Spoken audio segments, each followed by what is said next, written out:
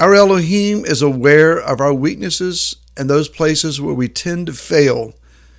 So it is his desire and intention to lead us away from such places so we do not fail. Hi, this is Barry Phillips with 10-Minute Torah. Today we began Torah portion Bashalach, day number 1, Shemot or Exodus chapter number 13 and verse 17 and following. In verse 17, we read something that's very interesting. It says that Elohim did not lead them by the way of the Philistines, though that was nearer.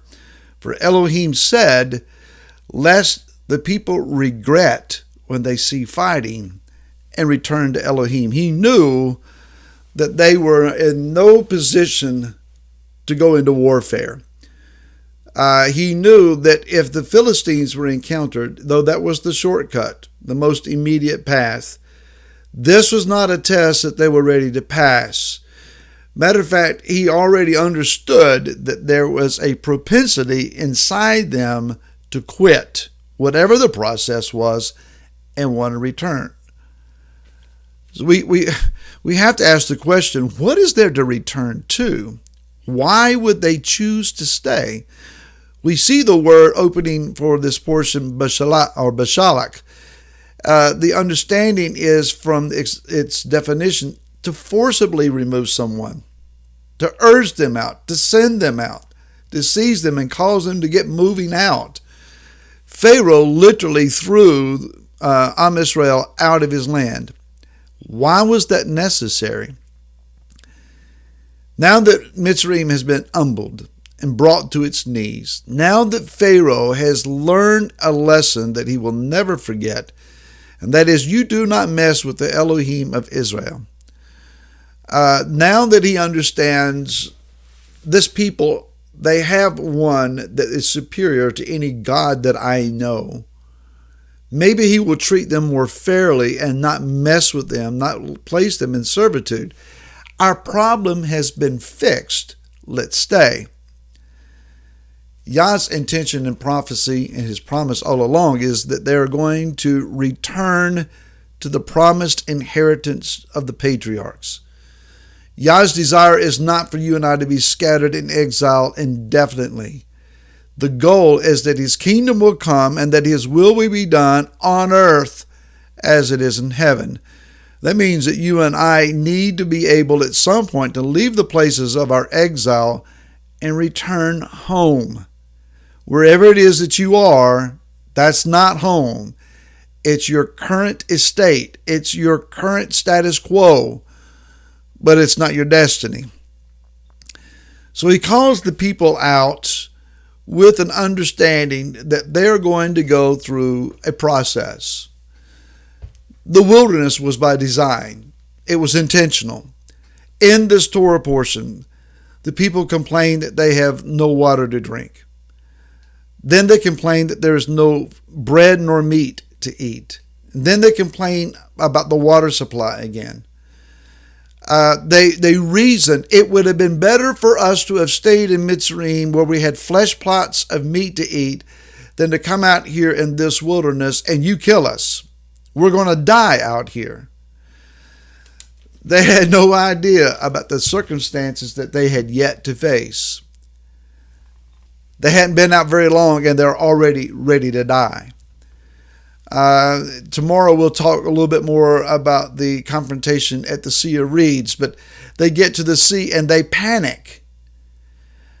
We need to understand that there is more inside of us than we can imagine. There is this vast, untapped, unknown resource within us of strength, of power, of anointing, of ability, of seizing vision and destiny and going for it. These things will never come about in our lives until we're challenged, because we don't need them. At least we don't think that we do. At least as we are here in America, we're convenienced, we're comfortable, we're casual about our lives. We have it easy.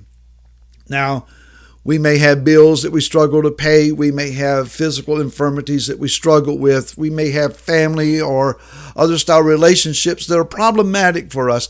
But by and large, our lives are something the rest of the world would dream of. We get out of a bed that is comfortable. We shower and dress for our day in a comfortable setting. We go through our daily routine. We can come home. We can pick up our phone, and we can, while we're checking our emails and flipping through Facebook, we can call, order pizza. It's delivered to our front door. We have our favorite drink. We sit on our comfortable couch. We turn on a variety of entertainment from all kinds of sources on our television, our computer, and we eat, we drink, we're entertained, we're casual, we're comfortable. We go to our comfortable beds and we start all over again.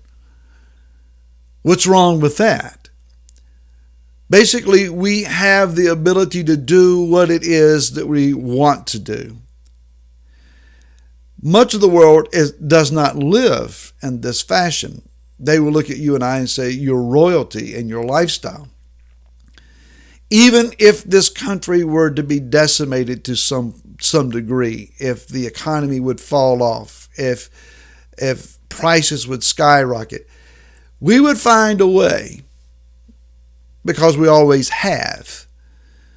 But my friend, Yah wants you and I to go through a process where we learn to tap into that which has been deposited in us all along that is yet unknown to us. Think about this. The Messiah has paid the ultimate glorious price for you and I. The giving of his own life and the complete shedding of his own blood in order to redeem us, restore us, to change our lives. And we've accepted that. And we are now in covenant with our Messiah. But Yeshua has also, in addition to redeeming us, given to you and I the gift of the Ruach HaKodesh. This wondrous reservoir of anointing and ability and set apartness that lies at this point dormant on the inside of us. We don't know who we are. We don't understand our potential. You and I do not realize the awesome, overwhelming opportunities that lie on a shelf inside of us, untapped, unknown, unrecognized. And Yah has to bring you and I into such situations that we have exhausted all known abilities. We cry out to him, and as Moshe learned, as the people of Israel will learn, there's more inside than we have awareness of. The text says that they went out by fives. One of the translations of this word is that they went out in military rank. They may have been somewhat armed. They may have had the ability to go out in a military formation, rank and file, and marched out of the land as if they were victorious conquerors. But let's not be fooled here. They are no fighting force. They're not ready for the Philistines. They're not ready for any adversary. Yet they rank themselves, they situate themselves militantly to walk out. You and I claim to have the gifts of the Ruach, the gifts of the Spirit. And you and I claim to have the ability and the authority of the name of Yeshua. Do we know what to do with it? We have studied spiritual warfare. We perceive ourselves having the ability to encounter the powers of darkness and defeat them and overcome them. Really? Have we been so tested yet? Not yet. But I believe we will be. Put on your helmet. Put on your armor. Grab hold of your sword and your shield. Folks, the days of battle are yet in front of us. The days of testing lie in front of us. These are tests that we must pass. And we will pass them not with what we have right now, but what the Father reveals that is yet inside of us. It's time to break up the fallow ground and become the man and the woman of Yah that He has called us to be. Until tomorrow, shalom.